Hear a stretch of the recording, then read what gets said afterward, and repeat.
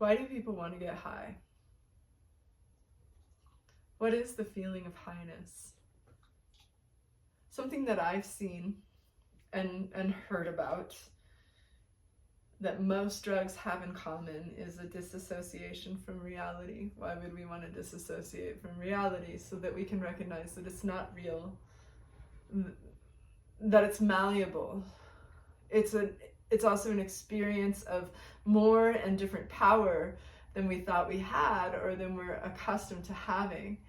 And it's this fifth dimensional experience of being able to see our lives on an energetic level, to stop being completely engaged in the day-to-day, moment-to-moment emotions and variabilities and experiences that we don't feel like we have control over, or maybe even we feel the victim of, and to see how we created those, to see how they're supporting our life in general, like our the wisdom that we're meant to realize. And this is different, varying levels in varying ways. I know with mushrooms, people kind of get this full spectrum view of their existence and a connection with the earth. With acid, a lot of times it's kind of the alien version of that. Pot makes everything kind of fun, but and it makes people feel kind of hyper creative in whatever they're doing.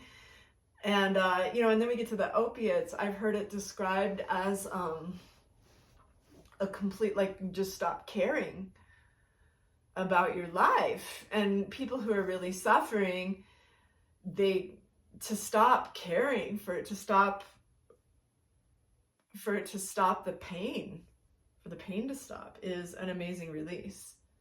And what does that entail? It's like, on some level, probably, this isn't something I have a lot of personal experience with, but on some level, seeing how none of it really matters, even how it all just ends. It could be the depressing version of it, but it's all like the same version of this idea that people reach for. Why do people reach for this idea? Because it's our birthright.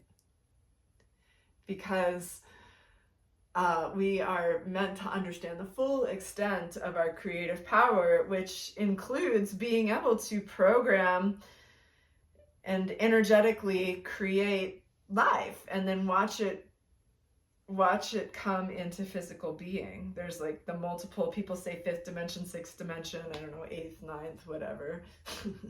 there's a dimension where we are pre-existing it all, which then everything just is.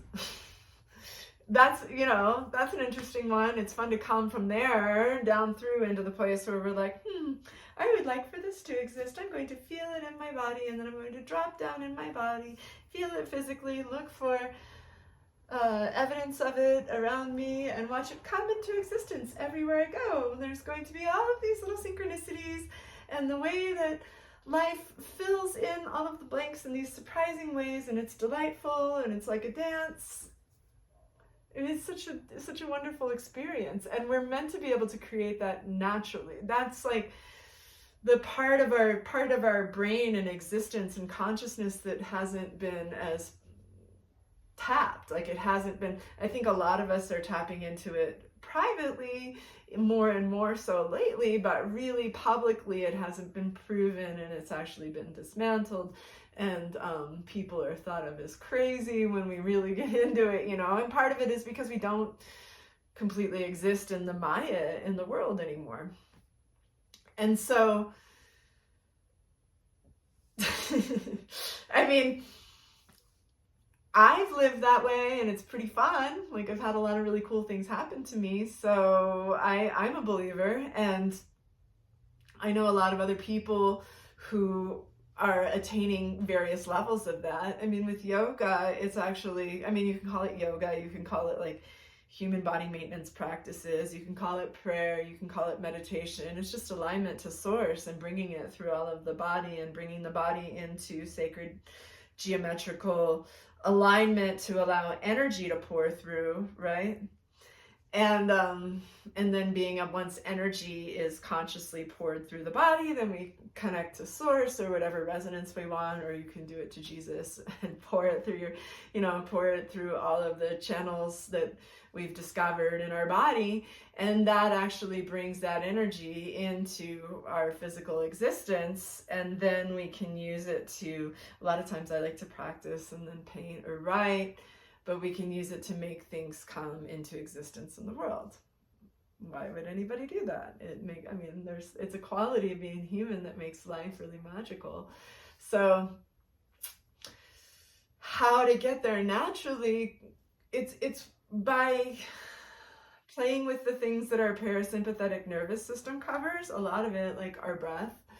Instead of doing what our breath just normally does uncontorted, we take control over our breath and we do things to our breath to shift our state of being. We part the veil at all. We part the veil at all. Just like when people do a drug, they part the veil in a particular direction that also they're addicted to. And then it comes on in its own way eventually, and it gives them a particular experience. Well, taking a breath and opening up,